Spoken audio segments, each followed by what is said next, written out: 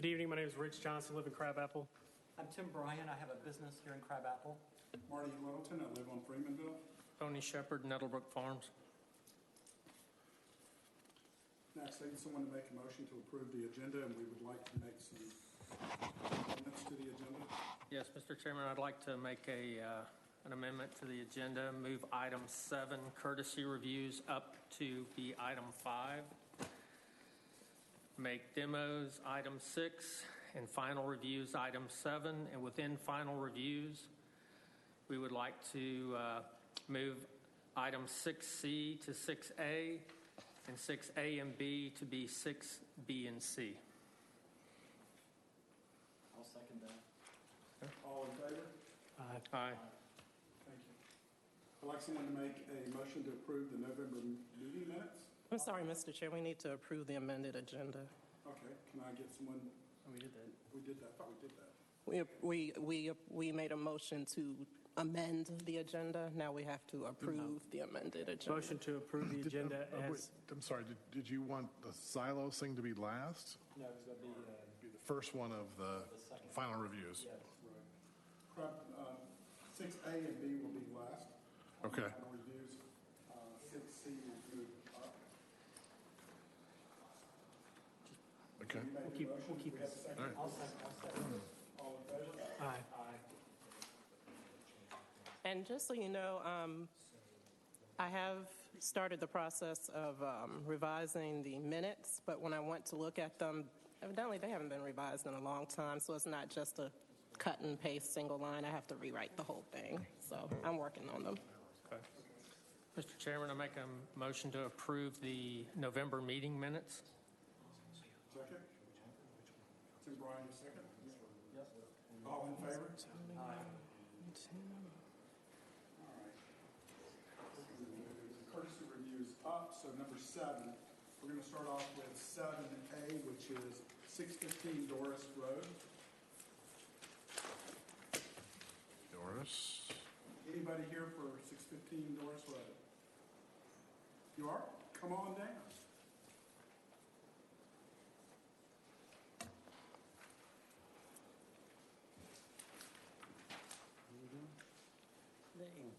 They moved. Thank you, sir. Wow, good. How are you? I'm Vance Dover. I'm at 131 Savannah Estates Drive, and I'm representing the homeowner. Very excited that I'm first on the list. I thought I was going to be down the list, so that's good. I'm basically representing the homeowner because the pool that we have in question, is it available to see on the screen or not? It is. Okay. Huh? Oh, no, I don't. Oh, I thought it was just available. So. We have it up here, though. Okay, you have a copy of it? Okay. Yeah, we're just needing to encroach into the 75-foot setback in order to build the pool. As you can see by the property, there's just really no other place to build the pool at all.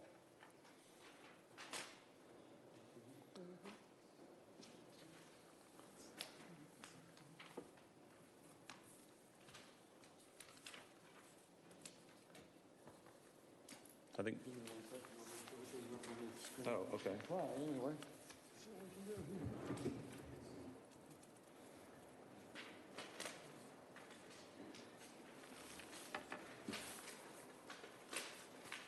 Am I reading this correctly? You're 186 feet from your back right-hand corner?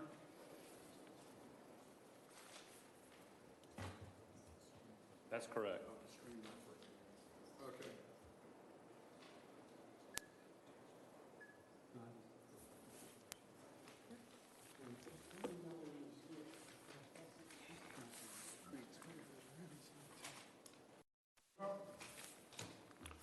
So small we can't see. I can't hardly read it.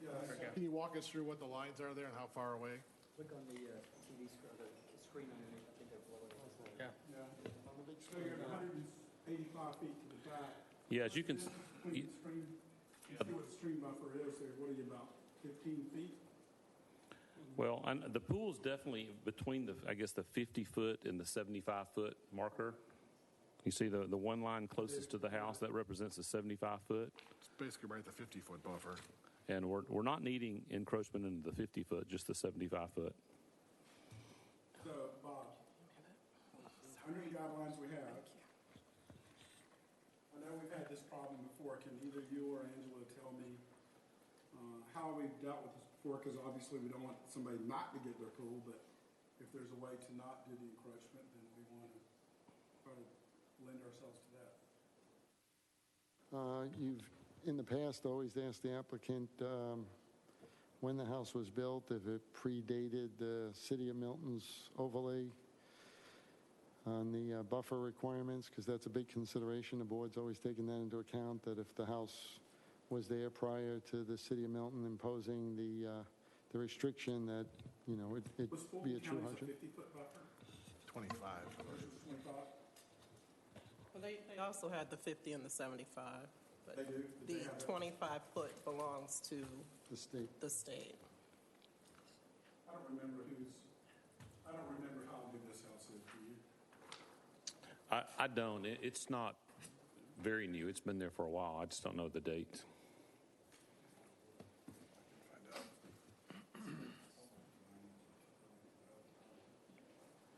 I'm guessing it's early 90s, early 2000s. That would be a good guess. So, So what's behind the property? There's I don't know if it's a river or a stream, and the other houses around it also have pools too. Obviously, they're not on this drawing, but I guess it's technically a creek. So, can I ask some questions, Mr. Chair? All right. This drawing doesn't really show the contours. So, what's the contour in the back? Is it sloping? I mean, if we Very put the slightly. pool in, are we going to have a big, 12-foot high retaining wall on the No, on no, the back not at all. end? Or There's a gradual slope at the back, and sometimes, I mean, a lot of times we'll put the back of the pool out of the ground, but we don't have a wall factored in for this one. I mean, it's relatively flat, but just slightly slopes towards the creek. Oh, this picture's got it pretty flat. it's pretty flat. Yeah. So I think that plays into consideration too, because we're not going to be constructing large retaining walls and really manipulating the grade here. It's kind of sitting in a nice level yard. Just some of the factors that the board's considered in the past. That's all. I'm just bringing those up.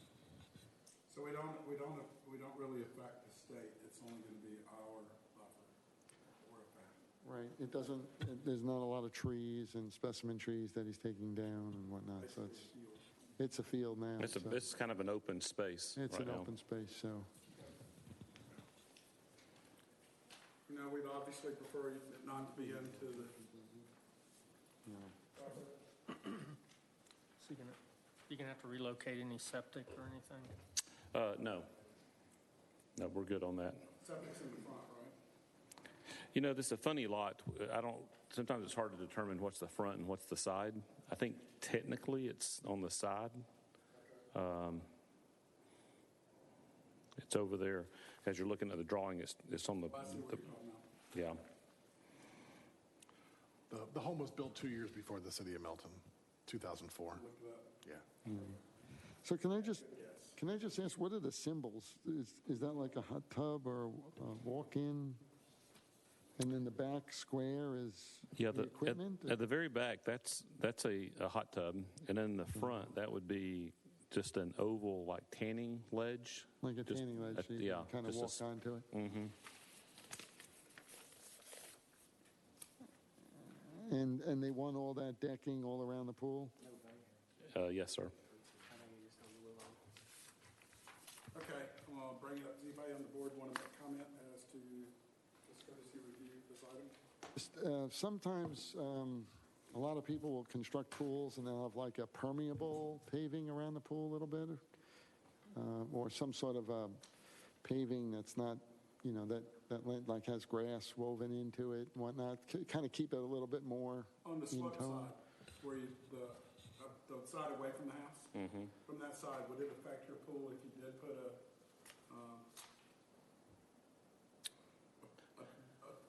I would probably prefer, if that's something that's needed, I think I'd prefer to maybe put a French drain system around the pool deck to capture any water.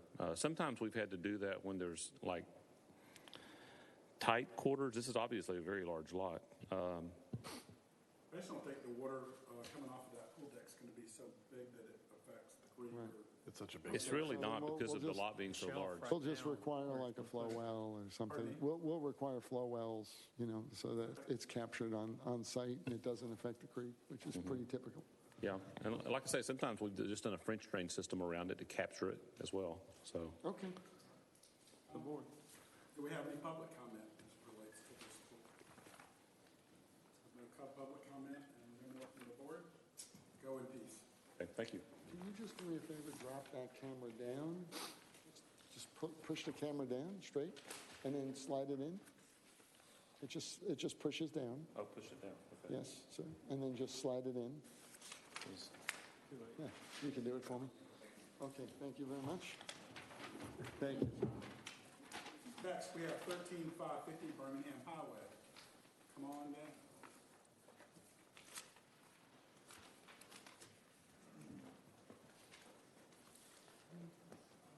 Yes, thank you so much. Just state your name and address for the record, please. Tracy Payne, 13550 Birmingham Highway. Hello, Tracy. Hey, how are you? I'm okay for a rainy night. All right. How long these necessarily structure's been there? 1984, the main structure was built, and then the other one was built, I believe, in 85 or 86. Are they in good standing, meaning that they're not decrepit and falling down? No, they're in good standing, yeah. From a 1984 Oh, vintage that's why buildings? this becomes a... Bob, do you have any issues? No, this whole thing stems around that, you know, they subdivided the property. They're just looking to maintain the existing buildings that have been there, legalize them. We have no comment on it at all. We're okay with it. Angela, do you have anything? Nope. Anybody on the board have anything? No. Do we have any public comment? With that being said, Tracy? Go in peace. Thank you. 20 Doris Road. Allow necessary accessory structure to encroach into 25-foot side setback. Anybody here on 20 Doris? Mr. Chair, not seeing the applicant here, I'd like to motion this be tabled for the next meeting. I agree. Do you want to move it to the end of the meeting just to double check? Sure, we can do We've that. done before? Do it to the end of the meeting. If they don't show up, then we'll. All in favor? Aye. Aye. All right, next.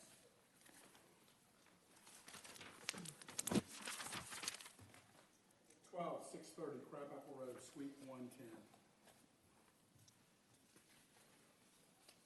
Good evening.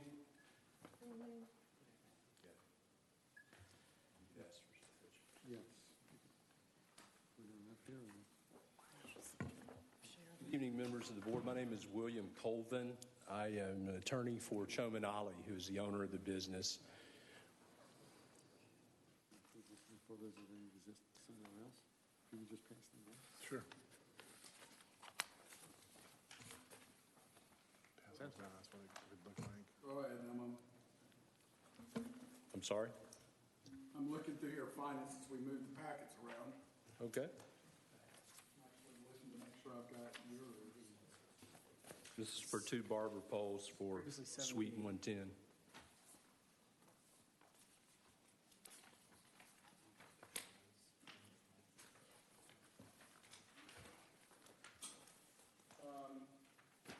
Bob, you're the city architect, so let me know what you think about the barber poles. I have no objection to them. In fact, I kind of thought they were in keeping with the style and character of Crabapple.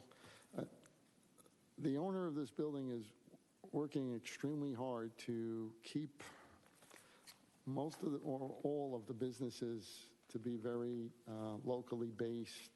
You know, I don't want to say mom and pop type businesses, but smaller non-national chain type of businesses. You know, we're not seeing a lot of these chains in there, and I think he's done a great job in trying to achieve that goal. It's double the work. It's really hard to do, but when we get that, we're going to get a lot of this kind of thing that comes in with people who want a little bit of character. It's the old-fashioned, you know, barbershop type character. The code was really written to try to offset anybody coming in with like a 3D figure, like a fish or a cow or something, something that would be kind of really We can't have LED against the character, something that's like kind of wacky. It would just say that you have to come in front of this board and the variance board to try to get that, so that it has some public vetting to it. And that's why we don't allow signs that rotate or move without going through this process to kind of give the community the chance to see it.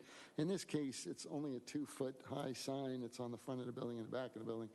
And it kind of is an old-fashioned symbol of a barbershop. I mean, it's been around for generations, and I think people just kind of see it as an old town feel. So that was my take on it. So Bob, you mentioned, will this be on the front and the back of the building? It would. Yes. And then will it be lit at night? Yes, it will be. So does it constitute a sign or lighting? No, it's actually it constitutes a 3-dimensional sign that rotates. Okay. And signs are allowed to be backlit on a building. So the lighting portion really would be in compliance. It's more of the rotational portion, and it does rotate like the old ones do.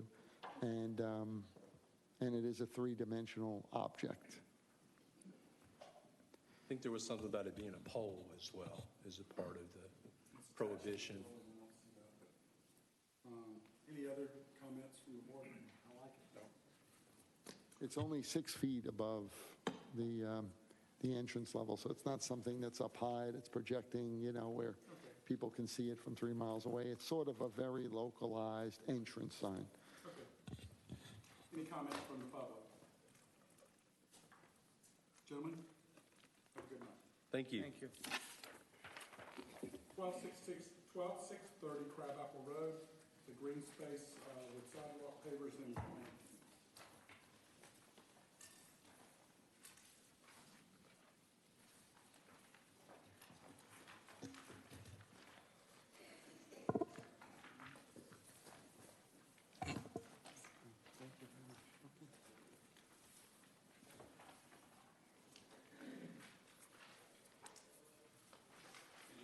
Adam Orkin, 760 Fox Hollow Run, Milton 30004. We have Steve Rowe, Jennifer Proudfoot, who are our civil engineers and landscape architects, and we also have Jeff Lohman back there. If we need any architectural questions, he's the architect on the project. And this is basically about an acre, shade under an acre, green space park for the downtown Crabapple area. Happy to answer any questions.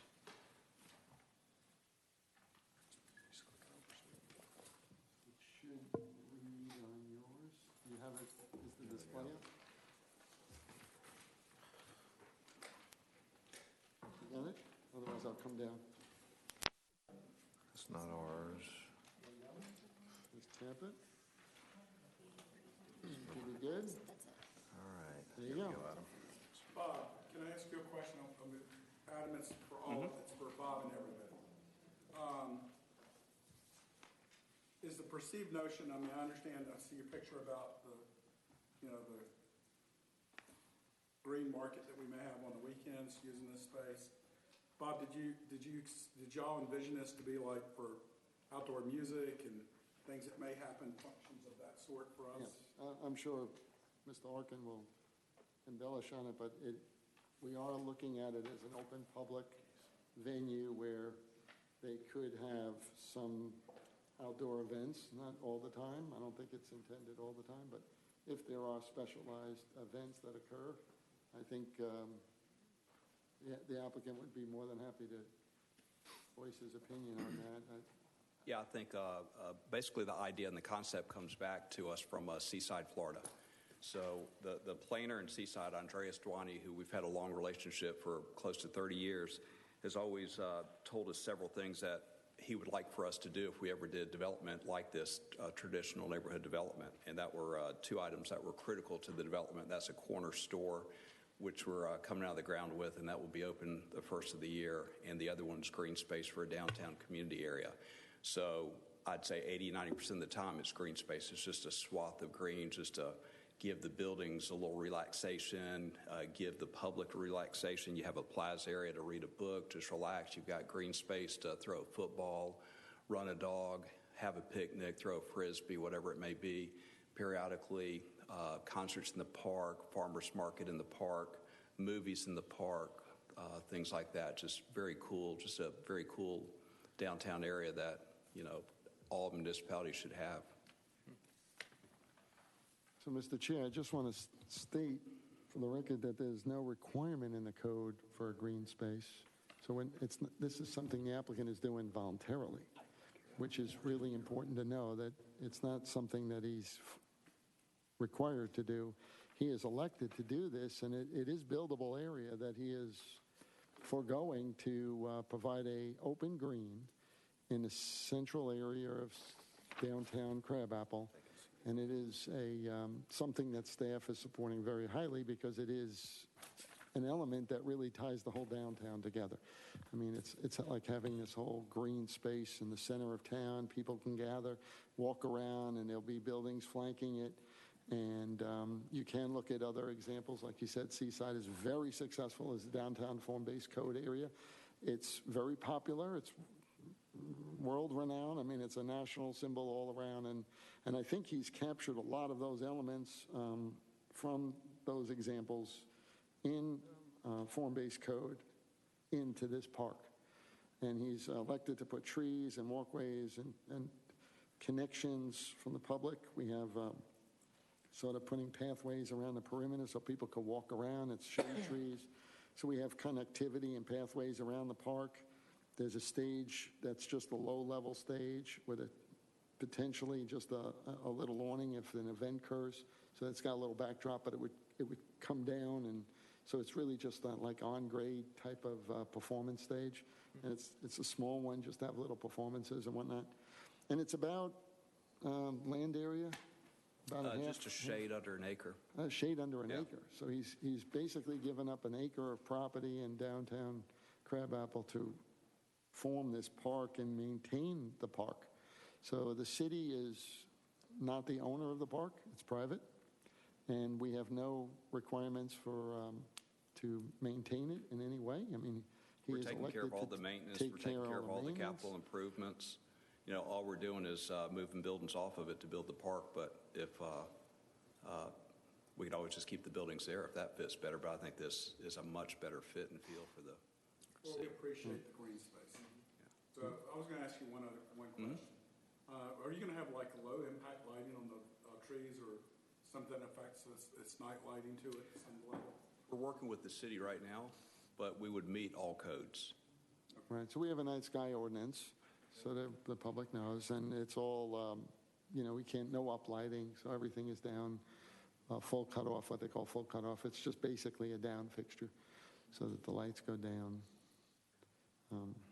And as part of this park application, he's also providing on Lacoma Trace, which is a privately owned road, he owns it, sufficient amount of parking.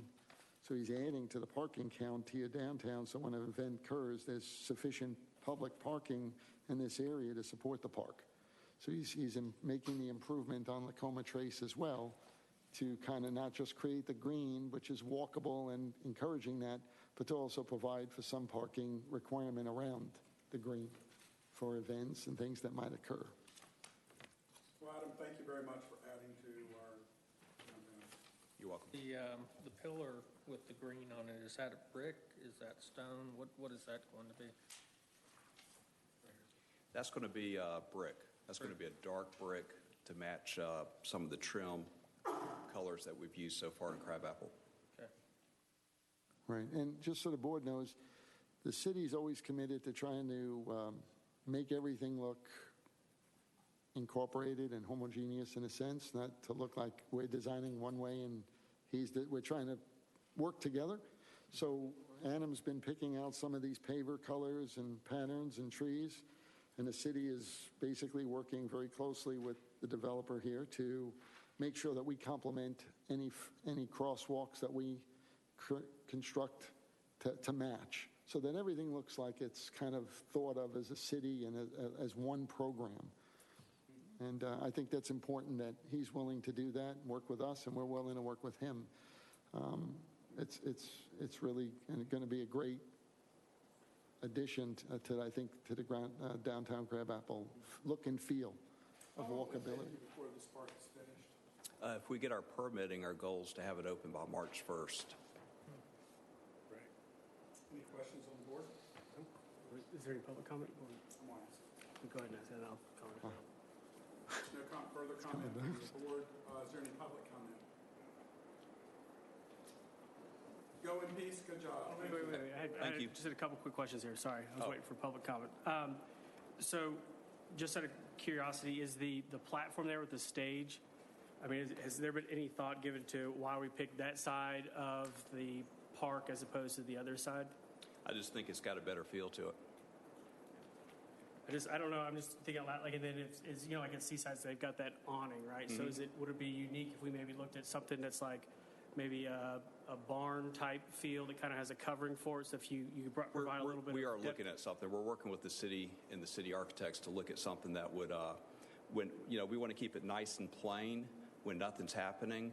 But if there's a local play theater, say say Cambridge or Milton or Kings Ridge does an outdoor theater play, that's a little bit different covering than maybe a movie with no covering, than a concert that may have something like Seaside that has that type of covering. So we're exploring all those options. So Bob, does this come back to us again, or is it just a courtesy review, or is this the last and only time we'll see it? It'll come back It will. for the land disturbance permit. Yeah, I guess my only, and I love the idea of the park, so don't take us the wrong way. I think for me, I just want to understand the context of what else is going to go around it and what other developments will be around it and how this park plays with the broader development of Crabapple. I know that you guys are obviously involved in it. The rest of the development, Rich, is simply mixed-use development around the park, and that Right, will come but what it looks like, where the buildings are going to go, and all that kind of stuff.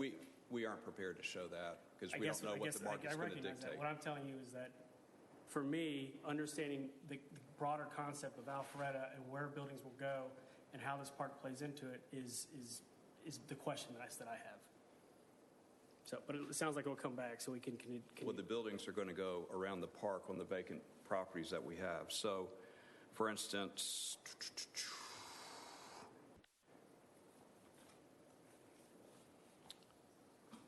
so your buildings are over here,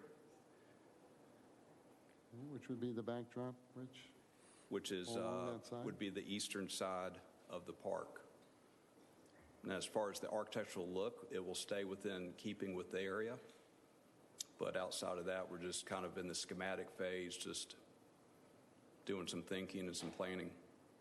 Right. I guess that's why I'm saying when I look at this, it's like, yes, the park is great. It's a much needed thing, and so I'm not disparaging you for bringing this forward. And I recognize it's a loss of investment dollars that you could otherwise put a building on. But for me, I'm just trying to get a picture as the broader concept of Crabapple and how this plays into it and where the other buildings are going to go. I would say, Rich, if you imagine our existing buildings, you bring them around the park, that's how I would look at it.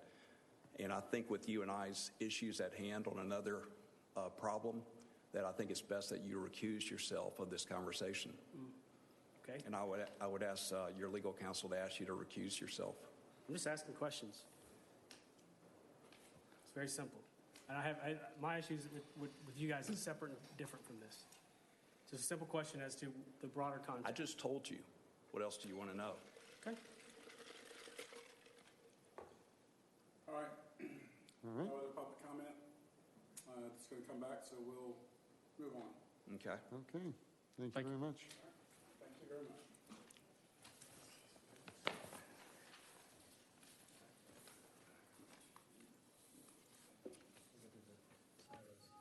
The demo. Okay, we're going to go to the demos, which would If you be, pull out the flash drive, it just deletes it. would be 5A. Do we have a sheet on that or anything? Or? What do we need? Let's see. You should. Nope. 5A. You don't have a packet? Do you have one? I'll give it mine. Yeah, there were, I think, two that did not get it. Rodwell, 5A. I've got it right Oh, here. share mine. There you go. Hey, you have mine. I can share it with you. I was going to share. You can, And he and I'll share this with you. Nothing on the demo, no.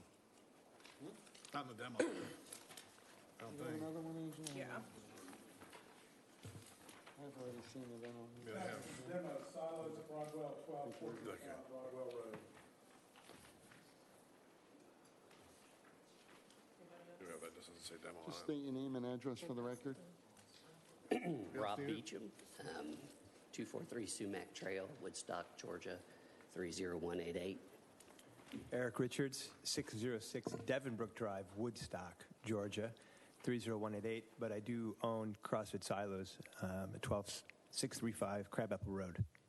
So our It's the street. conversation at hand is on the demo of the existing brick structure and the barn that is on there, correct? That's correct. That's correct. Anybody on the board have any questions about or any concerns about the brick house? It has no historical significance. It's not on the registry.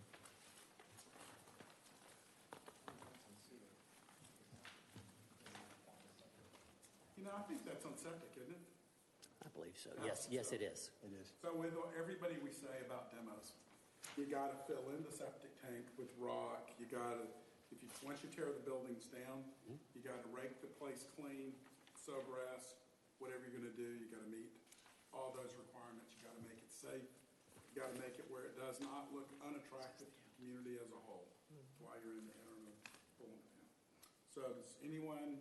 That's the time between when you actually take the structure down and you start doing some land disturbance. Stabilize the soil. Yeah, just in case there's a gap in period, the city asks every applicant to make sure that they grass it and keep it clean and there's no debris and it's safe condition and things. And even after you get this board's approval, you'd still be required to get the physical permit. Okay, just so you know. This is not the permit. Not the permit. This is not the permit. Don't take it down tomorrow. Do we have any public comment as it relates to the demolition of the house and the barn? I know we've had a lot of people put forth their cards as it relates to this particular issue.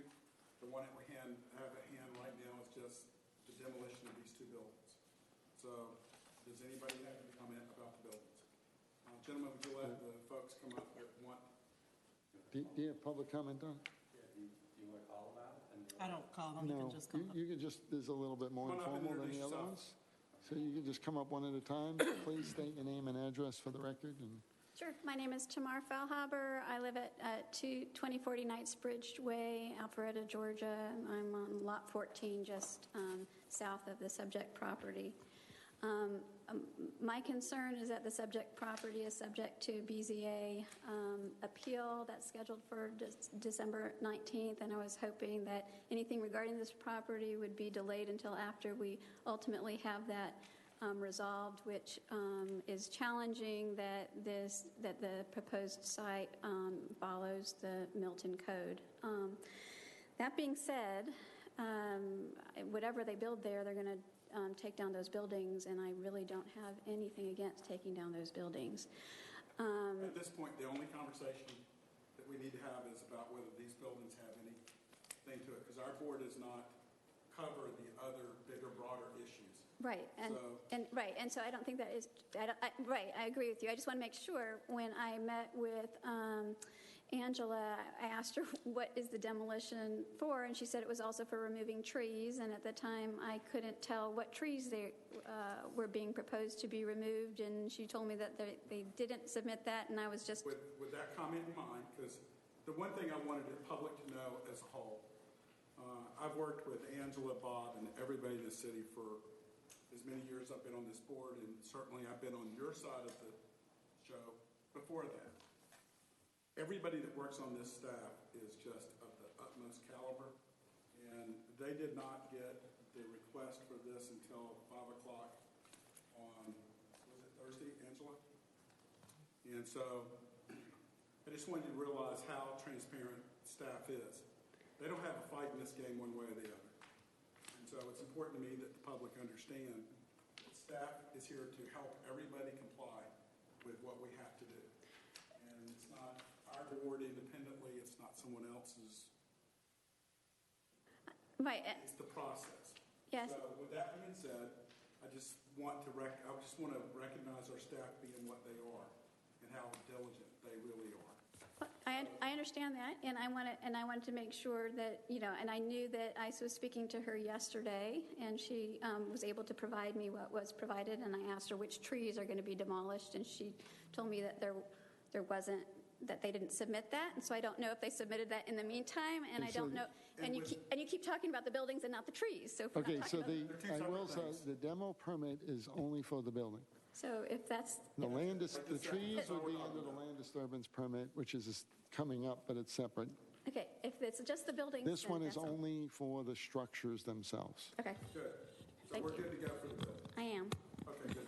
Thank you. Any more comment relating to the demolition of the barn and? I'll say my comment for section 6C. Good. Okay. All right. So with no other comment being said, I would like to make a motion to approve the demolition of these two buildings, the barn structure and the house. If we would like, we could add to it, subject to the outcome of the BZA meeting. Yeah, that would be fine with me. If I could, though, could you give me just a moment before I make my final determination on that? Yes. Thank you very much.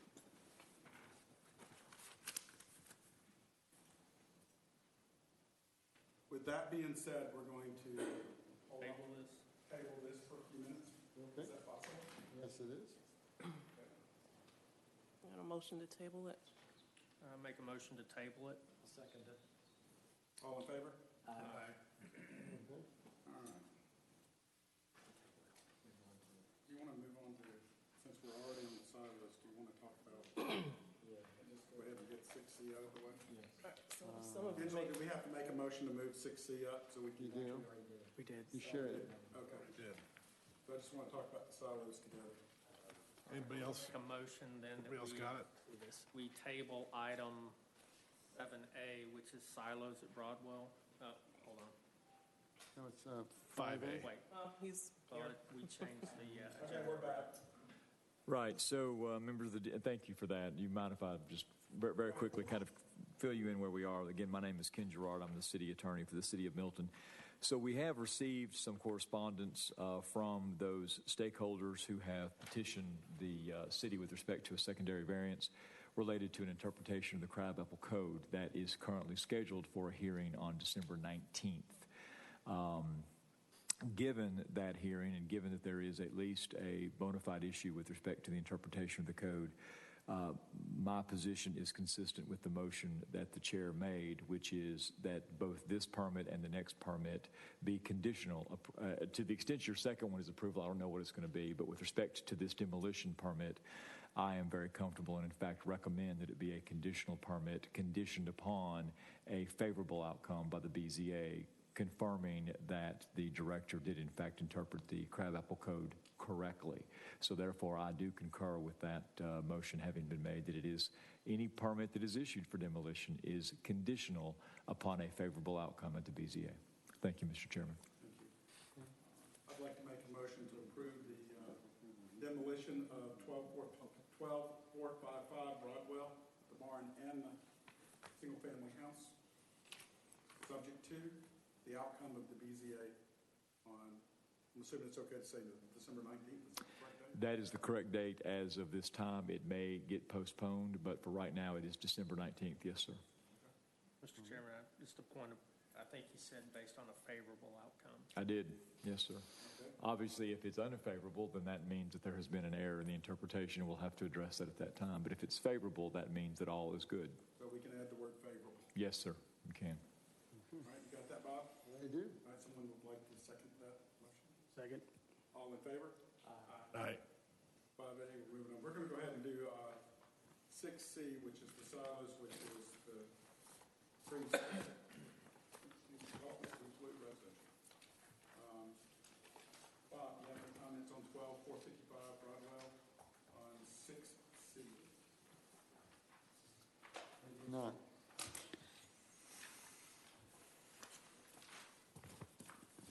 You can come up, please.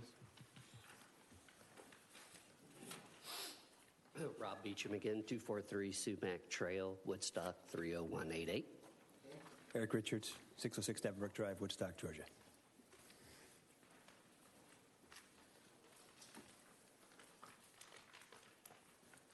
I am waiting for you. Give me your comment. I'm looking for you to lead the Do Calvary. you want to make any presentation on it, or do you want me to summarize it for the... If you'd want to summarize it, then we can add to and answer questions.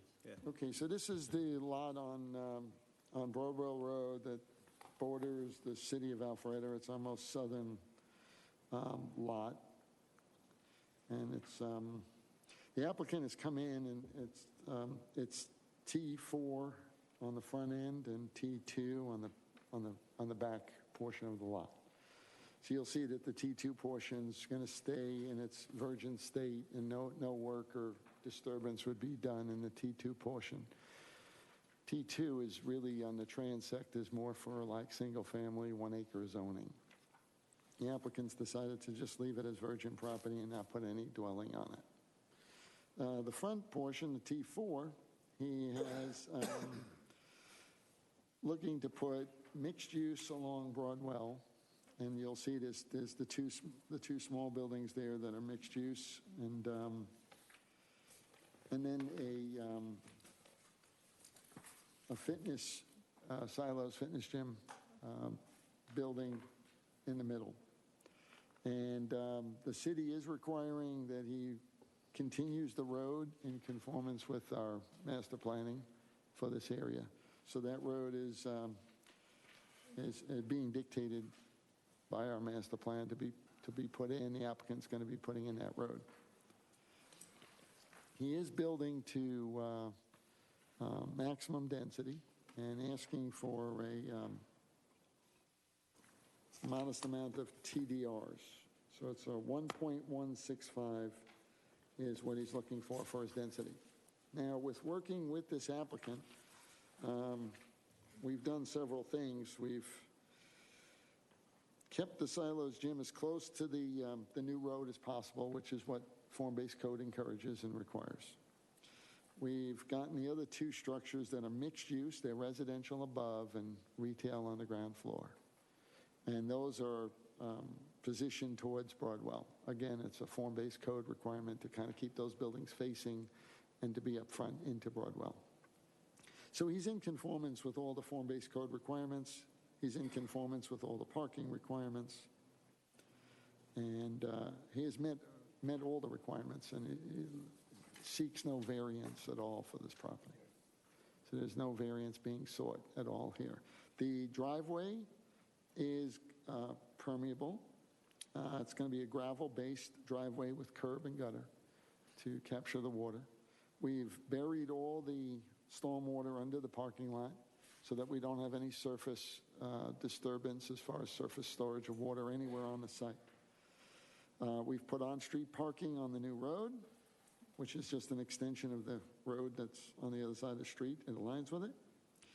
And he's meeting all his tree island, and the applicant's also elected not to install a dumpster and just to use garbage pails, similar to what we're doing here at City Hall, so that there's no dumpster enclosure abutting any of the adjoining properties.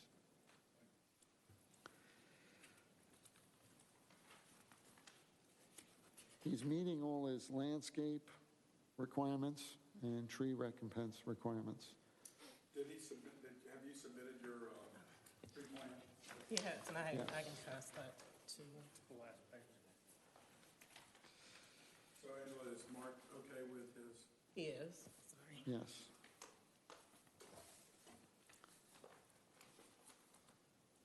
So there is no formal buffer that's required in form-based code, and but the applicant has elected to put a 20-foot landscape strip along the property line to the south that abuts the residential that adjoins it, and to plant landscape in there that would be dense and act as, formal screening. Lighting is all in conformance with the code. He has elected to keep all the lighting at low levels and to control the lighting levels during night periods or off-use periods.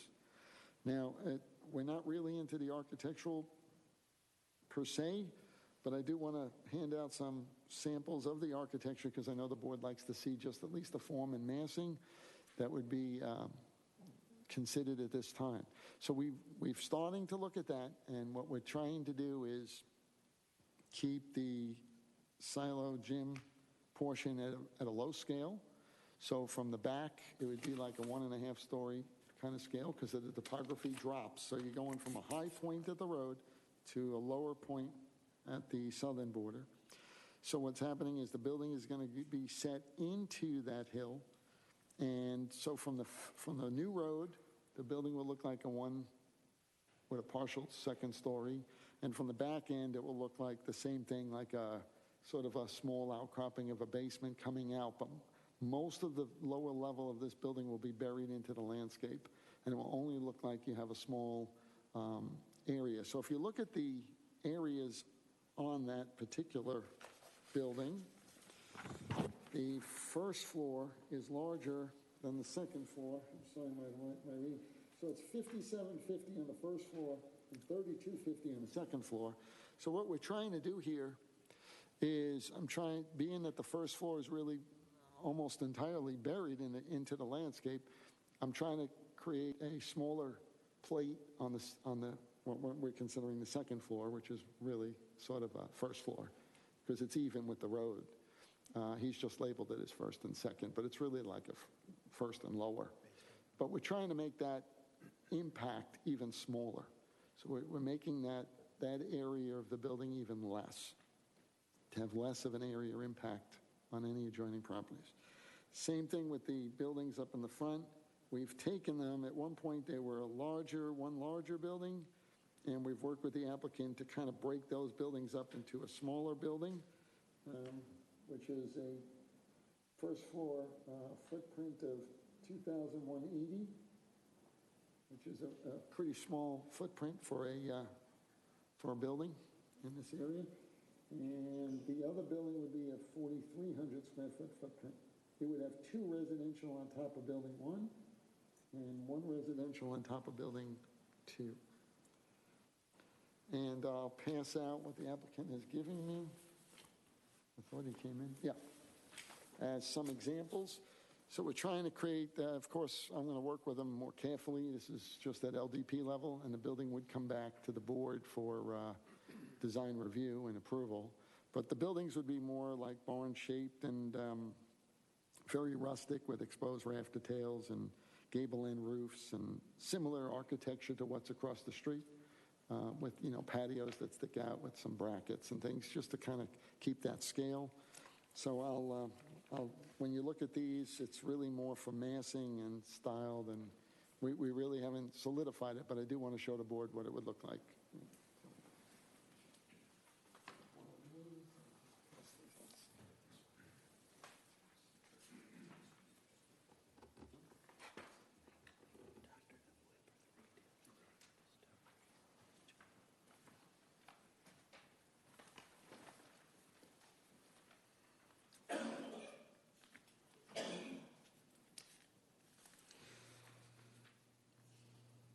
So there will be parking inside the buildings for the residential. So there'll be parking underneath. Again, Broadwell is higher.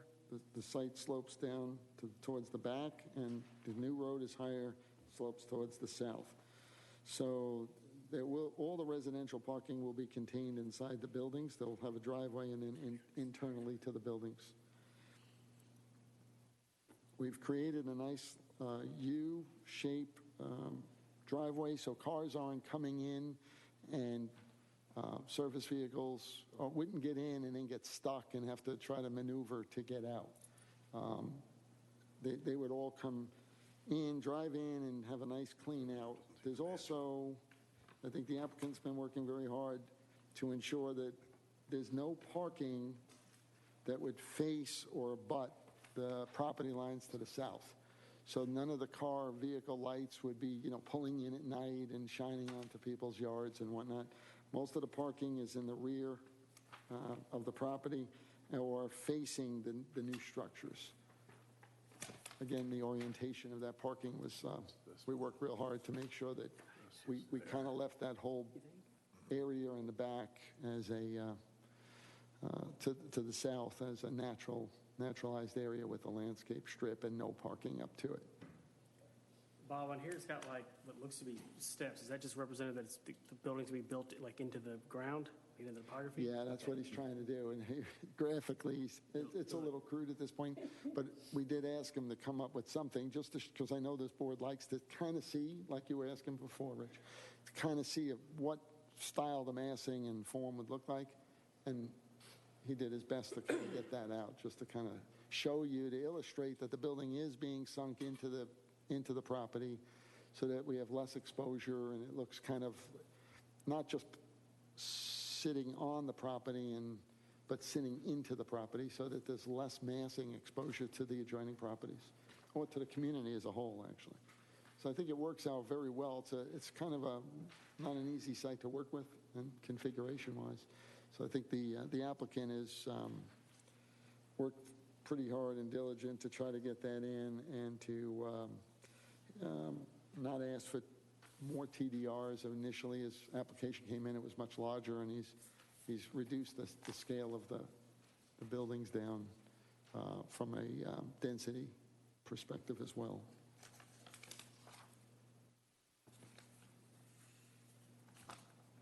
Forgive me for walking away. Forgiven. I took a flu shot. Took a flu shot. You know, it was a bad mistake. Yeah, I think so. So, anybody on the board have any questions about the buildings? Tony, do you have any questions? No, I mean, they've got to come back to us for the buildings anyway, so. They'll be coming back for the architecture. I haven't really worked with the applicant yet. I just told them and expressed what the form-based code is requiring. We've reviewed that, some of the requirements and the elements that are traditionally adhered to in the crabapple area, and he's understanding that, and he's willing to meet all those requirements as of today. He said that he'll work with me to really kind of make sure that the buildings kind of blend in with the balance of the crabapple style architecture, which is very important to maintain. Well, Bob's done a good job in our city so far. Yep. With architectural, I hope that you'll listen to him and keep things within what our guidelines are and what the public expects. We need to ask for public comment.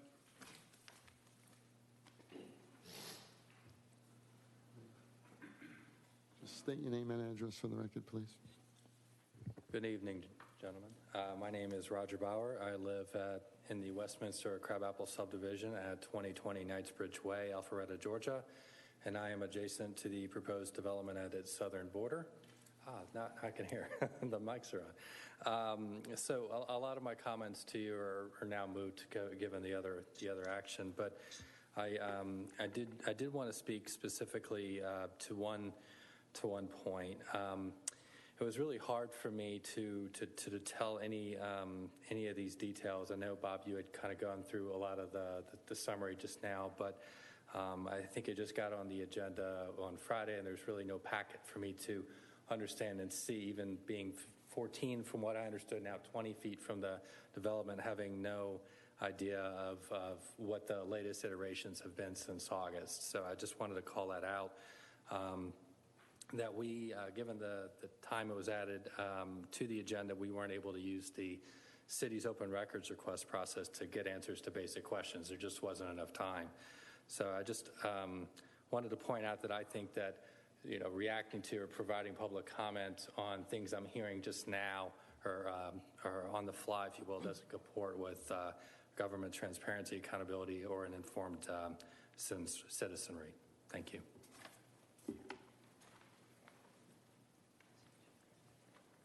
Tamara Faulhaber at 2040 Knightsbridge Way, Alpharetta, Georgia 30004. Actually, I did go yesterday and looked at the plan, and there was a 20-foot buffer for part of it, and the rest of it is like 10 foot, and it's not a buffer. It's just landscaping, and it has a provision in there with parking that's facing the south that I understand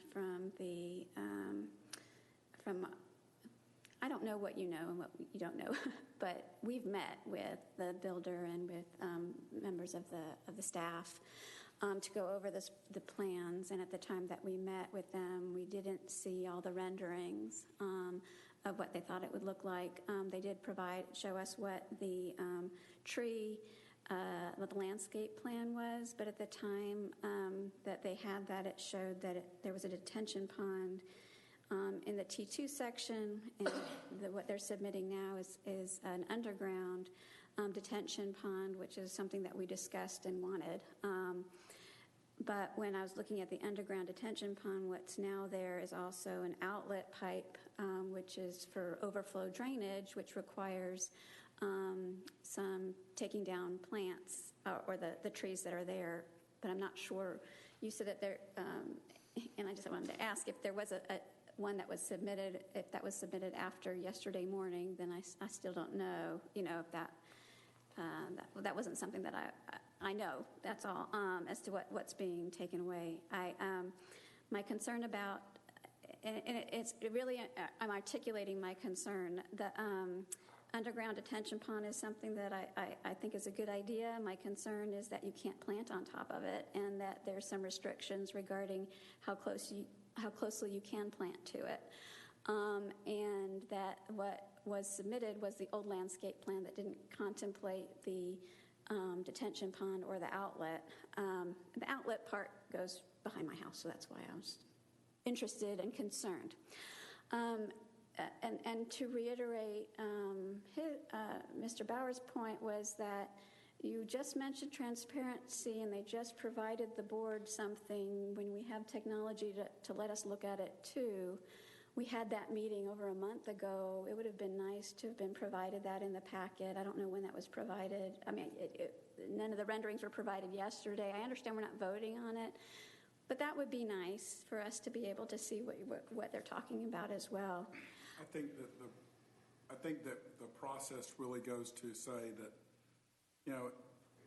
if they present something to us in a timely fashion, aren't we obligated to bring it before the board, Angela?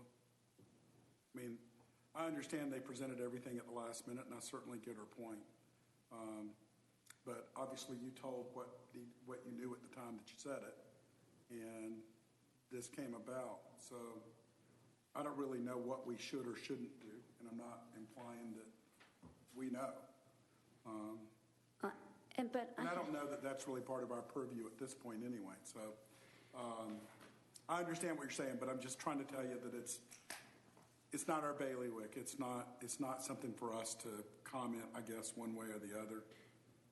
Okay. I do agree with you on some levels that, years ago when we first started off, we didn't have three-dimensional views of things that were done, and that has evolved. And I think as technology's gotten better, and things will evolve, and maybe it will evolve to be a little bit speedier. But I'm not an expert in that field. Okay, but right now you're asked to vote on a land disturbance permit to allow, and again, I'm sort of asking the question. I want to understand that right now, part of the land disturbance permit is to go ahead and build the underground. It's to take down the trees, right, and to build and to lay down the concrete. It is my understanding that LDP will allow them to destroy the building to half, clean the site up, and prepare it. They have not submitted their plans exact for the building, so they have to come back for that. Well, and keep in mind, too, we're not, based on what our city attorney has instructed us or guided us in, if we vote tonight, it's going to be subject to the BZA approval. Okay. Right. So the only thing we can vote about is tearing the buildings down, approving the site to be cleaned, and I assume that's what we're voting on. Well, you have two. You have the demo. You've already approved that. Now we're looking at the LDP. And so the LDP is going to allow them to disturb the land to get it cleaned up. Cut the trees, move the dirt. But it does not allow them the right to start building the building itself. Is that correct? That's correct. And the LDP would be subject to the BZA That is we will make correct. it subject to the BZA approval. And we're just looking at the site plan here, too. That's correct. Right. So for the way these buildings are laid out, so what we're saying is, let's assume that this thing is passed. Are we in agreement that this is where the buildings should go? Is this what the site plan should look like? All of that is a moot point if BZA says, nay, we don't want this to be approved at all. So we're trying to say, hey, if it is approved, this would be the layout that we would prefer over anything else. So, and right now, my concern is if they say that I'm concerned, of course, if they say that we're right, so it should stop. I understand that, but if they say that does comply and that this is okay, I'm concerned that what they're submitting is okay because it's not a 20-foot landscape strip like they're representing.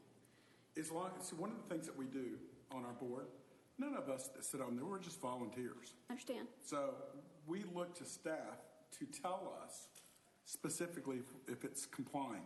Right. So in this case, the question would be, as this is drawn currently, Angela and Bob, is it in compliance with all the regulations we would have based on this site plan? It is, Mr. Chair. The form-based code requires no landscape strip. They could put the parking right up against the property line in the code. But the applicant has elected to put, and I know the property line does vary slightly, and where the building is, it is a little tighter. But in general, it's approximately, I mean, if you want, I'll give you the whole dimensions all the way down. It's about 12 where the buildings are. Okay. And then So the only about thing we 20. can really say we're going to do is if it's in compliance and we're okay with the way it's laid out, we could tweak this a little bit, but who knows that we're right. So as long as they're within the guidelines of being, if they're within the guidelines, then everybody on this board has to vote their conscience that it complies with that. And that's all it is. Right, and you can also vote to tweak it and to suggest other things to the builder. You know, And so- honestly, I don't really know what I would tweak. You know, I don't know what I would do that's better. I would actually defer to our city architect if he's got some problems with the way this is laid out. I would listen to him only because he is really the educated expert. I am not. You know. And you would listen to your city, but the purpose of the public hearing is for you to listen to public comment in that regard, right? But I still have to comply with what the regulation is. Just as much as the public has a right to not want something, a property owner has the right, if they're within the compliance of what the ordinances and statutes, is that the correct way to put it? If they're in compliance, then how do you not say they can do it if they've complied with everything that's regulatory? Angela, have they seen this? They, Seen this? no, we just got that today. Have you Okay seen for her this to see plan? Is it okay for her to see this? Sure. There you go. It's public. Yeah, it's fine. You know, I hope you don't think that I'm trying to be argumentative. What I am trying to come down to is we have limitations to what we can say we will do and what we don't say we can do. And that's all based on statute and ordinance. Mr. Chair, just for public record, so the applicant knows, because she mentioned the underground detention. The underground detention would be located underneath the parking lot drive aisle, so it's not really in any of the landscape areas, so it wouldn't affect it. And we have a similar situation right here at City Hall. You would never know it, but we have underground detention all over our park, underneath our existing parking lot, and all the landscape areas are separated from that. So it is something that's just kind of totally invisible. Just so you can see what he's talking about with the underground. Okay. Oh, yes, sir. Sorry about that. Document camera. Okay. Hours on. How is that? Yes, good. Can you pull it? Yeah, can you zoom it out? Did you get it? So just so that the public knows, the dumpster that's illustrated on the drawing has been removed. The applicant has stated that he would not put a structure. He can, and that's where we require it, but he is elected to do small can garbage removal that would be located at the street level so that there's no impact at all along that property line. And to staff and to our chairman's point, based based on the way he's got this drawn, he is in full compliance with the form-based code. The fact that he's agreeing to put buffer, put plantings, I mean, that's over and beyond what he's required to do. But to your point, I mean, we're willing to listen to what So you I might suggest. I appreciate that, and that's what I'm here doing. So the concern that I have a neighbor, John Bowles, and his wife. Why don't I know your name? Jody is here. Her property is right here, and so she's really concerned about what the building is. You were asking about where the placement of the building is, and so that's her main concern right here. Is that, when you're talking about, hey, they put a 20-foot buffer, that's here. So what I want to show is that this is the old, like you said, they have the dumpster there. I'm pointing at the wrong one. Dumpster there that you're saying is not there now, but since we're using this plan, there isn't another plan. Is that right? His LDP plans show it being removed, and the applicant has told us that he is going to remove it. That's why I'm trying to state it for the record here tonight. It is public record. Once I state it, it becomes formalized. The applicant has elected to move the dumpster. The building that's closest to Miss Jody's house, it doesn't have any external use on that side, like windows, patios, sidewalks. So it'll be completely landscaped through that section. Right. I think those are air conditioning units. Look like trees. Or magnolias. And the size of that, scale of that structure is residential. I mean, everybody in the neighborhood's got a house next to them. So Where are you putting the air conditioners? we talked with Bob, we were going to pull it around the back, and because there's a lower, looking at it in one dimension, but there's a lower level. So the air conditioners will be below the grade of Miss Jody's lot. Yes. It'll be, we'll bring it in here. Okay, so they're going to be in the center. Yeah, they'll be pulled off Okay. the sides. All right. And this, if I'm right, this landscape plan shows what's being planted, but not what's being removed, correct? I think you can see the X. No, you don't have this.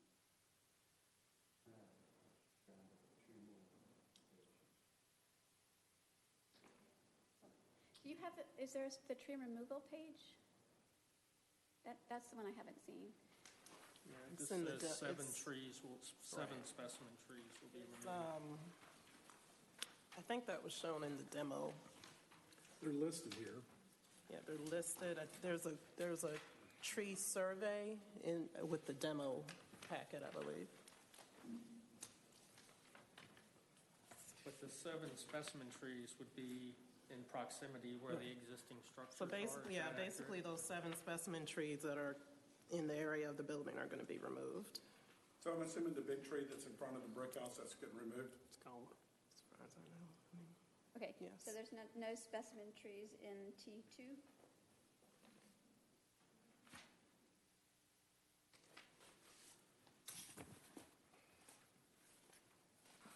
I don't believe there's any trees being removed in P2. I think that was. You have it?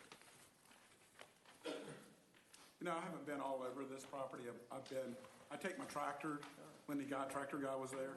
So I know it only to the extent my tractor guy was there. I know, but right now I'm worried about what's behind my house. I know, but what I'm Can't trying to take a say tractor is, based on what's going to be built, they're having to make recompense on the trees, correct? So Oh, yeah, they have to make recompense.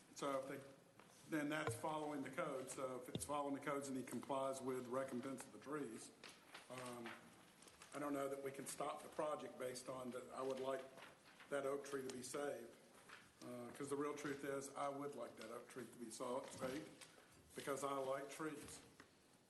And I will tell you this just for education. I built a subdivision in downtown Marietta. I had to save 6 specimen trees that were Civil War vintage trees. They had bullets in them from the Civil War.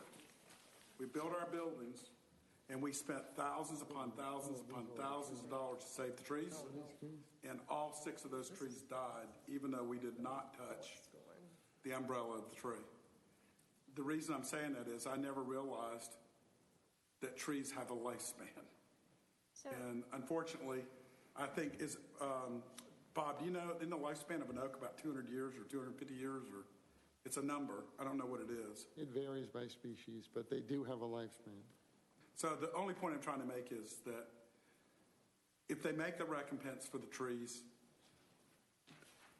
I'm assuming, you could tell us whether or not that is, I mean, are we doing all that we can do? I mean, I don't know that we can inhibit somebody from building on this lot if they're willing to make the recompense of the trees, which is what part of the ordinance says, correct? That's right. I mean, you're talking about two different things, and which are both pertinent to this discussion. There's the notion of if they follow the code, do we have the ability to make them do something else other than that?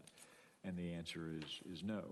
Many times what you'll see in the community is that they will want to work with stakeholders and perhaps do things voluntarily that are different than the code requirements to achieve goodwill or whatever. But when push comes to shove from the government's perspective, once they've complied with our duly adopted codes, then there's no other really leverage we have. We've set the bar, they've met it.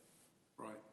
So right now I don't have I haven't been able to review the tree removal plan, and I've asked the question whether there were any specimen trees marked in the T2 section that were subject to removal, and I think it's my right to know if that's something is being approved or not. Well, what I assume that we're going to try to approve tonight is this particular site plan, based on the way it is, if it's conforming to all the statutes, including subject to the BZA. Including all the tree removal, correct? Yes. Which trees are being removed? I don't know that I can look at this plan, Bob. Can you tell me? It's all of them, isn't it? Most all of them? Well, around the existing structure, but I can't tell if anything's back along the stream area, if any of that's being touched. So it's my understanding that the applicant has made it very clear, and we've talked to him, that there are no structures. There's a drainage pipe that needs to be directed to the stream in order to discharge the storm water. But other than that, there are no real disturbances or structures going into the T2.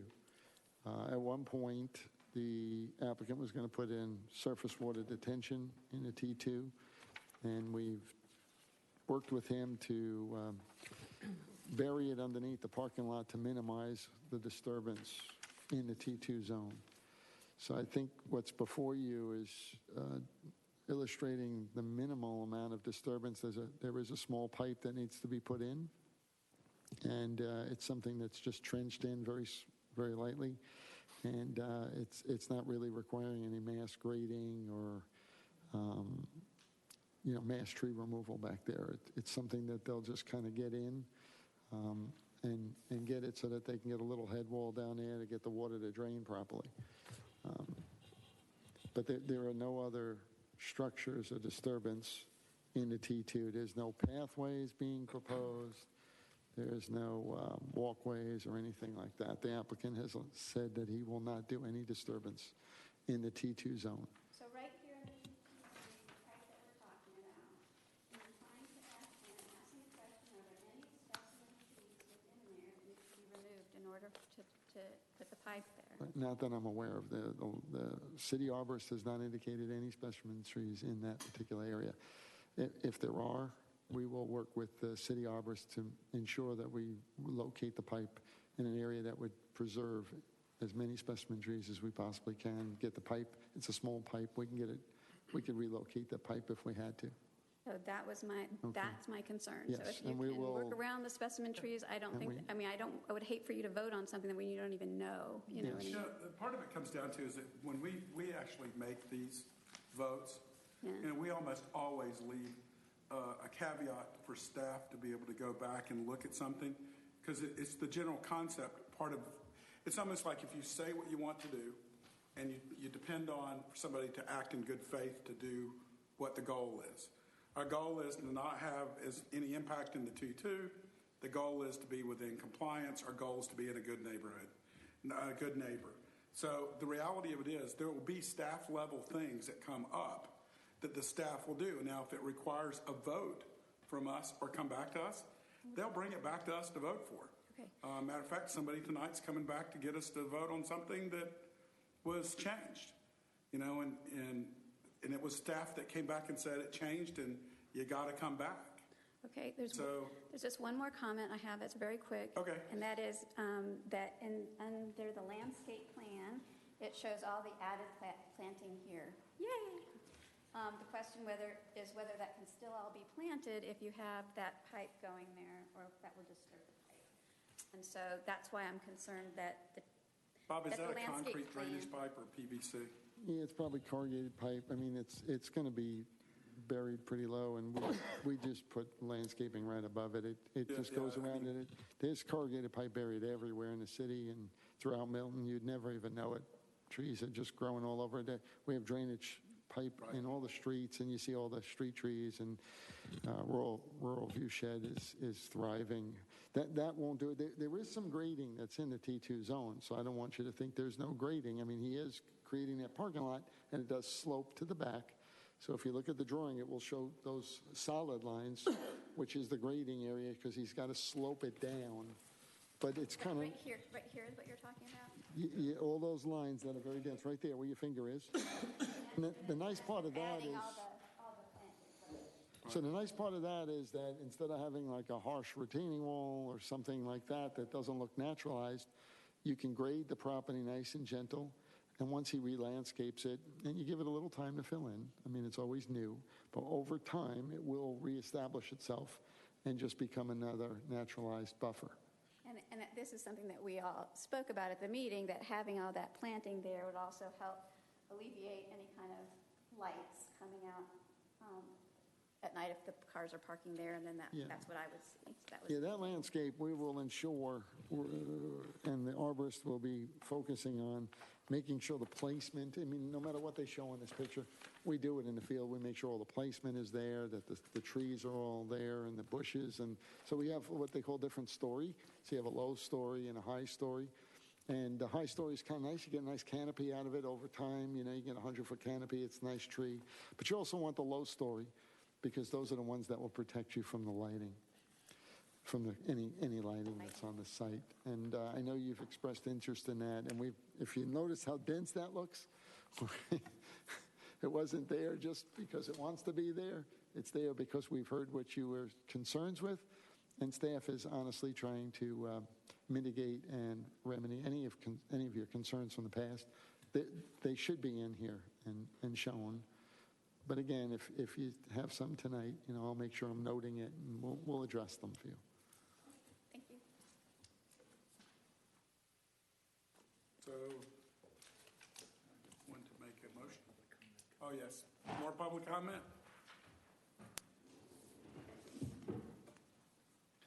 Tim Becker, 15625 Canterbury Chase. I guess I'm supposed to say that here, right? Yes. Thank you, Tim. I came with a totally different set of comments tonight. I just want to talk about the process. Bob, I have the utmost respect for you. And in fact, I send people that I know that are getting appointed to these boards to actually visit with Bob, because I think his very informed perspectives. And I think he's great for the city. He keeps high architectural standards, keeps developers to high architectural standards. But Bob makes mistakes, and you guys are here to check Bob to an extent, right? To second check him. Otherwise, we wouldn't have a DRB. We would just defer to Bob. And then citizens are a third check. And of course, I have no dog in the fight, by the way. I live as far away from this development as almost you could possibly be in Milton. But the problem that I have is from a process standpoint. It sounds like some of these documents just got generated maybe today, yesterday. That makes it difficult for citizens. I mean, these people live right next door. And here we are on the fly throwing up diagrams and that sort of thing and trying to figure out whether this is the right thing to do or not. And that's just not right to me. You guys know I've been to nearly every city council meeting for the last 2 years. I've been to dozens of other government meetings, a lot of, rezonings, and been to the BZA and that sort of thing. And just too many times, citizens walk away from these sorts of meetings feeling like they weren't treated fairly. I've sat on the board of directors of a company, and I can tell you, we got our packets 10 days ahead of time, okay? And if we didn't get those packets, people, they had hell to pay, okay? I don't think that it's unreasonable to get a packet out to citizens 10 days ahead of time, and that's it, okay? It doesn't change within that time. That's fair to citizens. I think it's fair to you also. I think you'd like to get a packet and more time, to be able to review it and that kind of thing. And I expect you guys to do that. I expect you to get a packet 10 days ahead of time and review that, every page, every word. So the problem that I have tonight is just from a process standpoint. I don't think it's fair to these citizens that they haven't seen this stuff and on the fly. She's not an expert. It's not fair to her. So that's my comments tonight. I think every one of these committees, we need a packet that gets to people 10 days ahead of time, and that's it. No more changes. Because I've seen too many times. I wish that was the real world. It's a moving target. It's a moving target. And even with 10 days advance notice of what we get, it's going to be a moving target even then. I don't disagree that we should be able to have more knowledge base up front than what we currently have. If I can see a way, or the city can see a way to improve it, great. I don't have a dog in this hunt as it relates to the timelines of what we get or we don't get. I do know that there's a lot of stress put on staff to get things before these boards, and people come up to it, and it's not just a builder or developer, it's actually the citizen wanting a swimming pool. It's actually wanting somebody, because somebody's got an ancillary structure they want to deal with. It's just all kinds of stuff. So, well, you know what, Marty, though? The answer that I would give them is, I'll see you at the next DRB meeting a month from now. Well, all I got to tell you is sit up here and see. I wished it was as simple as that. And, I've been on this board, I don't know how many years, but a number of years. And I'm certainly a proponent of citizens and what they get, what they don't get, what the information is. Do I think that every bit of the information as it relates to 12-455 was given to the citizens in a timely manner? I think they were given to the citizens as the staff had them. So whether it should be heard, not heard, that's not my call.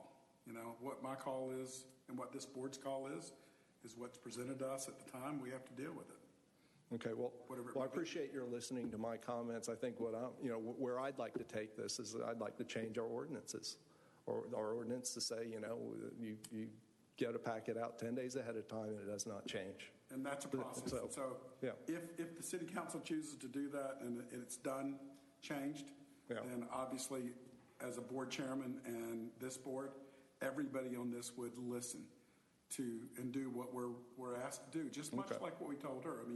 We got a set of parameters to work with. We're going to work with the parameters that we legally are given that we have to work with. So whatever it is, it is. If it can change and you can get it to change. Well, that's what I'll be pushing for, but I'm just a private citizen.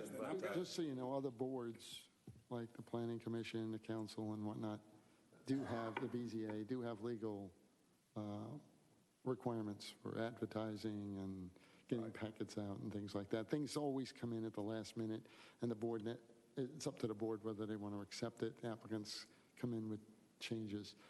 The DRB is a little lighter that way. It doesn't have that requirement legally. And most people come in at the last minute, and they're working on it till the last minute, and that's the reason why. But it's certainly a good idea. Okay, wrote it down. I think it's something that and my point is just, if I was these guys, I just honestly wouldn't feel like I was treated fairly tonight. So that's my opinion. Others may have different opinions, but thanks for listening. Thank you. Mr. Chairman, if the DRB is poised to make a motion on this, I just want to state again, my name is Ken Gerard, City Attorney. I want to restate the guidance I had given you on the first one, and that is that there currently is an issue with respect to the Director of Planning and Community Development's interpretation of a provision of the Crabapple Form-Based Code that is currently scheduled for December 19th for hearing. And so to the extent that you take action, particularly with respect to affirming this particular agenda item, I would ask that it be a conditional approval that is subject to a favorable outcome, favorable meaning in the city's favor at that BZA hearing. Thank you, Mr. Chairman. Would you like to make a motion? Do we have any other public comment? All right, I'll make a motion to approve 12455 mixed-use development, subject to a favorable BZA approval at the upcoming meeting, as well as subject to any further staff recommendations and further review by the city arborist as to the land disturbance and the tree plantings back along the southern border and the eastern section where the grading and the pipe will be placed. I have a second. I'll second it. All in favor? Aye. Carries.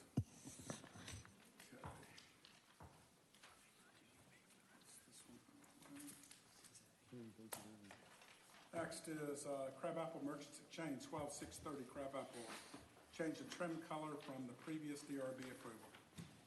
And I could only round up one copy of this, but this is the original approval in case anybody wanted to compare the two. So Bob, can I ask you a question since already, please forgive me for interjecting.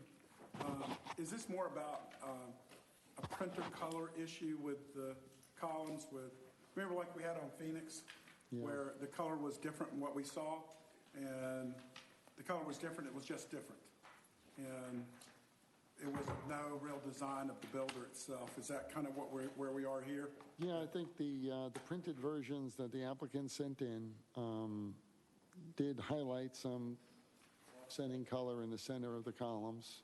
And they painted the columns all black and have elected not to put that small accent color in the middle. Looking at it in 3D and not in a color rendering, I mean, I think it looks very appropriate the way it is.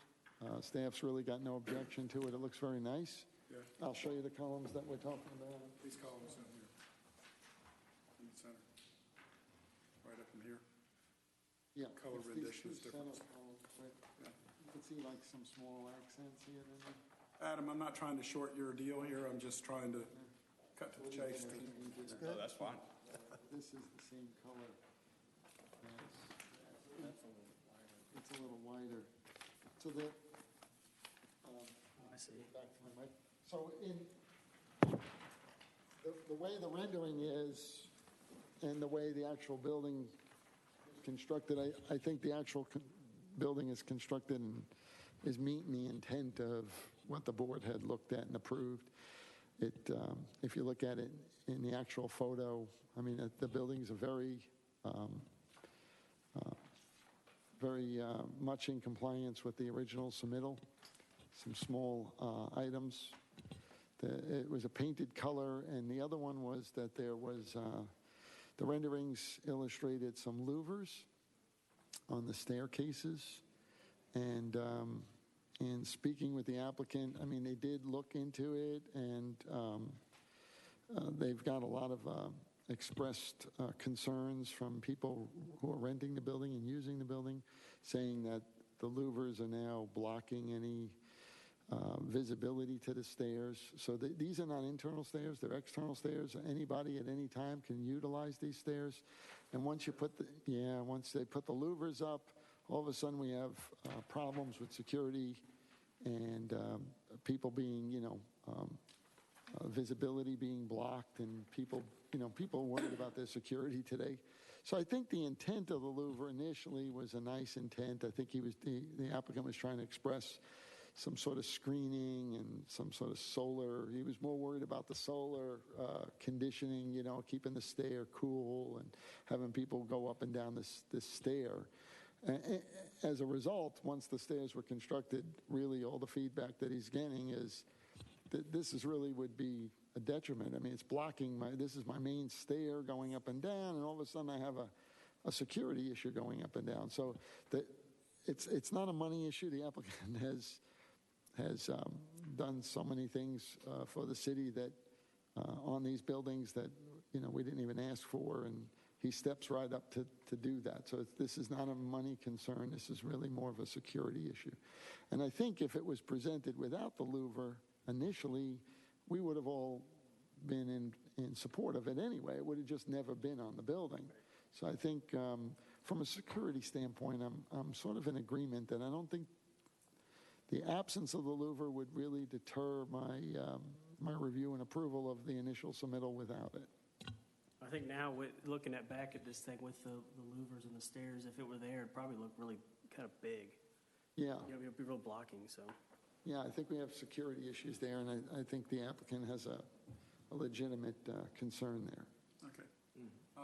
Any other comments on the board? Is there any public comment? That being said, can I get someone to make a motion to approve? Motion to approve agenda item, what are we on here? 6A. 6A as submitted. Second? Second. All in favor? Aye. Thank you. Now we're going to move on to 6B. Welcome to our board. You want to USB plugged in. when you want the lectern? 6:30. There you go. Crab apple. We have a small presentation from the designer. Pardon me? We have a small presentation here from the design firm. Good. I'm not seeing our. Can you get in? Oh, it should be the one you had before. Right? Yeah, go ahead. No. That's a council presentation. Didn't you have it before? There's nothing there. I don't. You put in the. It's in and it's lit up. I tore it up a minute ago when you first put it in. Oh.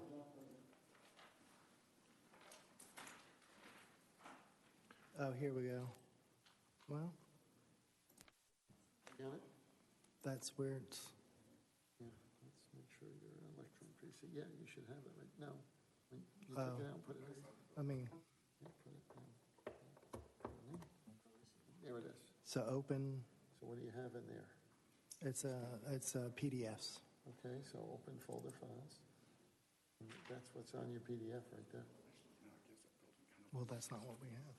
Removable disk. There's nothing on it. Well, they've got the images. We can see it. We've got the images here. Okay. Do you want? Do you want me to hand those out, or? Do you No, have they've the got the images. Okay, so let's put it Got on them up here, unless you want to see them for the Just do public. it this way. Let's put it on there, and let me get document camera on. And then you could just put it down.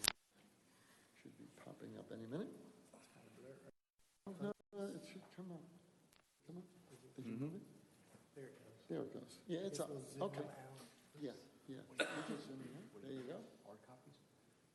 Yeah, they have. Okay. Want to borrow ours? They have the hard copies. Sometimes when you want to change, you just flip them through, if Right, you don't right. mind. Yeah, that's fine.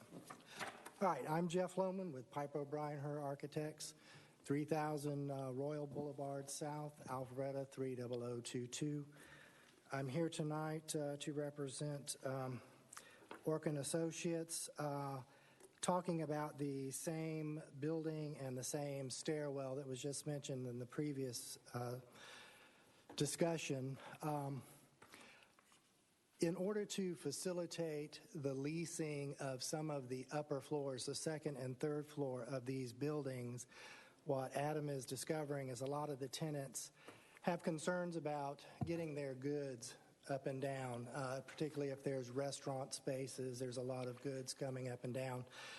They're not real thrilled about walking up 3 flights of stairs for that. So what Adam is investigating now and what we have before you is the addition of a lift that would be situated in the corner between the balconies that are there and the existing stair tower. What we're trying to do is integrate it using the same exposed steel, the same louvers that occur at the very base of the stair that's disguising the gas meters down there. We're using the louvers at the bottom floor and right at the balcony areas, but the rest of the lift would be open steel structure. It would all be painted the same color as the stair. It would have a small roof over the top of it. And then we're also using some of the decorative grill that you'll see on the stair as well around it. There's two other pictures. Just really three different views of the same thing. We are going to modify the existing sidewalk. There's the sidewalk there, and there's some steps down to a landing. That landing would be expanded out to the northern face of this lift so that pedestrians can still walk by the lift and then get down. There's 3 steps down to get to the level of the stores on the bottom level. So you don't have to step out into the parking lot or anything to get by this thing. It's all incorporated as far as the existing sidewalk system. So we're trying to make it as easy as possible to get around and also not make it look like an afterthought. We think we've succeeded in making this look as integrated as possible as if it were there originally. Is there any lighting that goes into this elevator? No. And the use of the elevator, is it for anybody on the upper floors?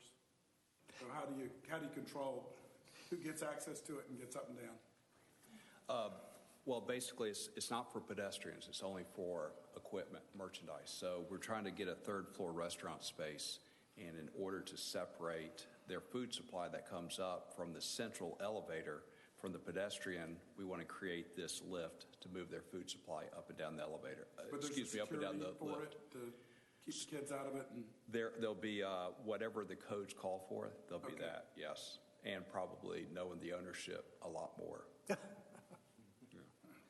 Yeah, it comes down to that, I know you'll comply with whatever the rules are related to elevators. So I asked you the only 2 dumb questions I could come up with. Okay. And if the board remembers, between these 2 buildings, what we did was we kept the elevator core exposed to feed both buildings and kind of become a design feature in the center of the plaza in the middle. So the elevator kind of goes up and down, and then the stair wraps around that. And we kept it all kind of with that industrial look with the open, exposed steel and whatnot. So in putting in the dumbwaiter here, call it a dumbwaiter, service elevator, non-pedestrians, a lift, what we did was we tried to do the same thing. Instead of putting it internally, we're trying to keep the same flavor by putting it on the exterior corner, wrapping it with the same materials, kind of keeping the same look. Is this elevator, is it like a service elevator you see in a building, or is it just like a flat? It's a flat platform pallet type. that has okay. 2 vertical posts that it goes up in between. And then I'm assuming it's just on this one side, not on both sides. It's just the one side, yes.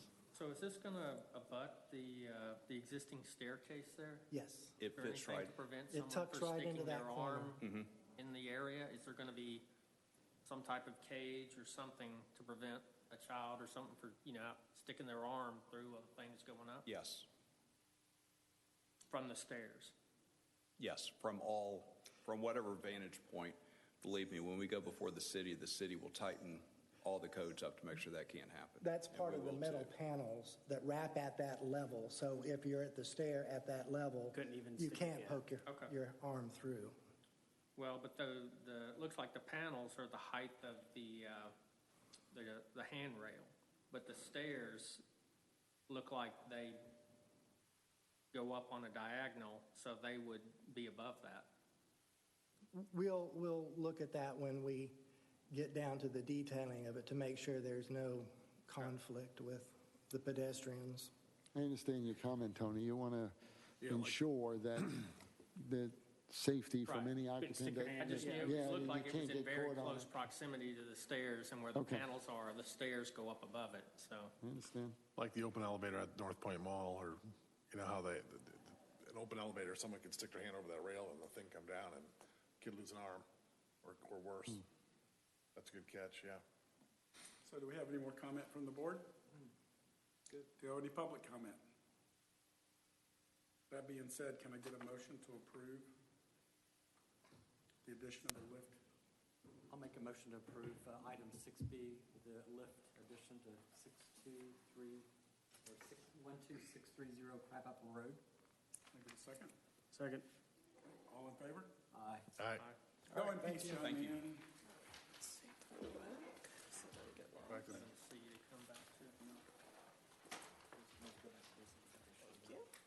Seven C. The Is deferred- anyone here from 20 20 Doris Road? You are? Come on down. One there.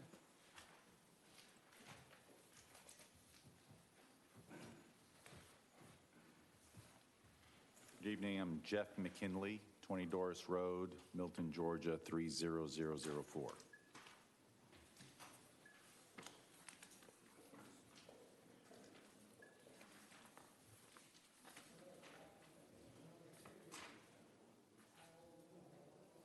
You can go ahead and make a presentation if you want. Just explain to the board what it is you're looking to do. Oh, okay. Sorry, I've never done this. So I'm asking the board to consider allowing an accessory structure to encroach into the 25-foot setback on the side yard of my property. It's a small two-car garage with a suite above it. Considered other areas at the end of the driveway. Unfortunately, there are some specimen trees, as you can tell by the overview pictures of the satellite pictures that are enclosed in the packet. So the most likely area to accomplish the task is on the side. Yes, sir. Question. Yes, sir. Do you have exactly how far your corner is going to encroach? So according to what you've got here, I don't think this is, I can get an accurate scale. I don't have tape measure. I don't have a ruler to get it. So the corner is at what, 3 feet, 4 feet that you're going into the side setback? It's actually 5 feet, sir. It's 5 feet? So it's close. Yeah. So, Angela, administratively, isn't that 10%? 10% of 25 feet, yes. So 2.5 feet. So we're essentially over the 2.5 feet. Most time in these cases, Yes, sir. the neighbor that abuts you on that side, Yes. we'd ask you to get a letter from them Okay. to state they have no problem with it, and I've spoken to the neighbor. you need to get something in writing from them. Okay. Okay? When you go to BZA, if you have that letter, it just helps your case. So it's not like you're encroaching an enormous amount. But, Mr. Chair, Yes? if the applicant would like, he can come in to the office and work with you. I think we could rotate this and move it over slightly, and you wouldn't need a variance at all. I mean, it's only that little corner, and by the looks of what you have here, I think I could just shift this thing over so slightly and either get it into an administrative situation where you wouldn't have to go in front of the board. When you go to the BZA, you're going to have to sit there and tell them your hardship, and if it's self-imposed, it's really difficult to. I think his point is saying if you can find a way to get it cut 2.5 feet off of the corner, then I think I could work with you not to lose. I'm sorry, Mitch. Is it already under, are you saying, is it already under construction? That's correct. I was going to okay. say you already started. Oh, you already started it. Yeah.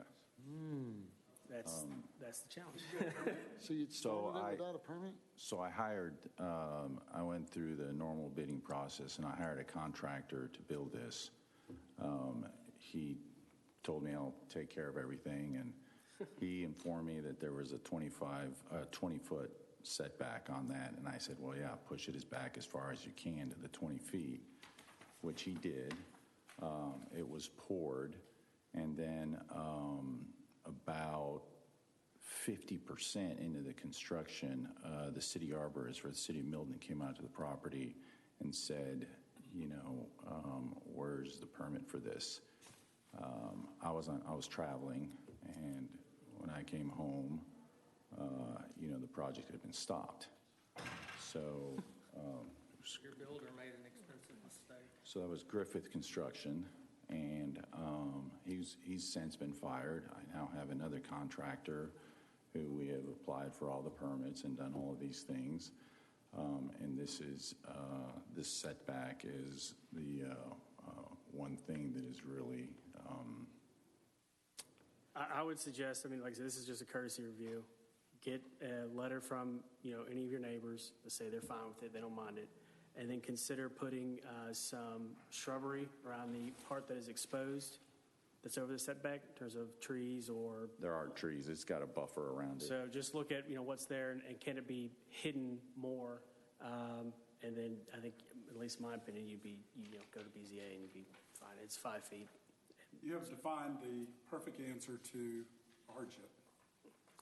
So, if that is your hardship, get your neighbor's approval, go to the BZA. It's better to go in and say, I'm sorry, and this is what happened, and I did not intend to break the rules, and this is the consequences I've got. And I think you'll find it very, it'd be useful for you. I like the architecture. Pardon me? I like the architecture. Thank you. I think you're doing a nice job on it. It looks very nice. I think that's going to help. Yeah, But just it's don't not- leave this meeting think that all is lost, because it's not. Yeah. It's, unfortunately or fortunately, we hear way worse than this. And so, you're an innocent citizen, and we're not here to try to make your life miserable. Thank you. Yeah. Okay? And we appreciate you taking the time, and I appreciate you going through the process. Thank you very much. So So the main thing is to try to get a letter, if you can, from your next door neighbor. that'd That be easy. particular one that abuts you. And If you can fill out which one is on the table by the door, Fill it out right now. please. Thank you, sir. Thank you. Yeah, I got a couple things. All right, new business, Angela. We need to, if not at this meeting, but we can, at the January one, vote on the calendar for next year. And there's two things I wanted to check on. Our meeting in January is scheduled for January 2nd. Move it. So assuming we'd like to move it to the 9th. Yeah. It's fine. And then in July, We'll bring you cake. May, June, the meeting is scheduled for July 3rd. Move it. Move it. July 10th. It's fine. That's good. thank you all. Okay. We'd actually like it to be on July 4th, if possible. Yeah. so At what I- like 7:30, 8 o'clock. Okay. We need to schedule a date for the McDonald's site visit. You tell us. Do you want all of us to go, some of us to go? Well, if you all go, I have to advertise. Well, yeah, I have to advertise it. So Who would you like to go? we don't. Whoever would like to go. How many would like to go? I would like to get some I can opinions go. on it, My though. office is right there on. Yeah, I'll Okay. go. I'll go. I'm We got unemployed, I two. could go. We got 3, 4. All right, excellent. Next week's better than this week. Yeah, Any just- particular dates, or, I mean, they're looking to get it started, so I don't want to stop it. I can go this week. I can go next week. I'm fine with their, whatever their review Schedule is. is? Yeah, Okay. I'll be there. So let me get some dates, we'll email everybody and see if we can get some participation. I'll do and whatever get you in. ask me to do. Okay. All right, we will So send just out a so, meeting request. just so the board knows, Chick-fil-A has contacted me. They've completed their construction, and they're looking for me to do a final sign-off. So You know they blocked my road. they like to. Yes. So yes. every I was project, upset. every project that gets approved, I just want to remind the board that I do go They're out scheduled to personally, reopen visit in each 2 one and make days. sure that they are in compliance. And if they're not, they have to come back and present to the board any changes. So that's why It looked sometimes you nice see when- these. Just driving by it. It looks better. Yeah. Yeah, I think it looks really good. And it should work with the whole site. But we did the right Redo. thing by moving that driveway Yep. from that one side to the other. And It we should double help. laned it. So I think it's going to make a big impact. I think it's really going to be. Is that it for new business there, Ms. Anderson? That's it for new business. I'm glad to see the sidewalks finally getting started in front of my office. You saw, it, right?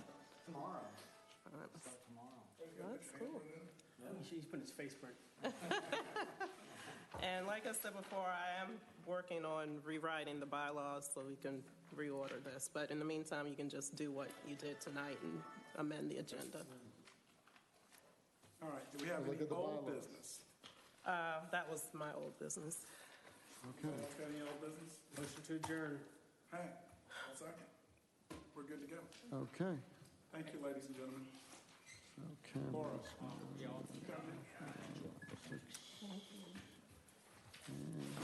And you got the call about Thursday, right? Huh? Can't wait. Oh.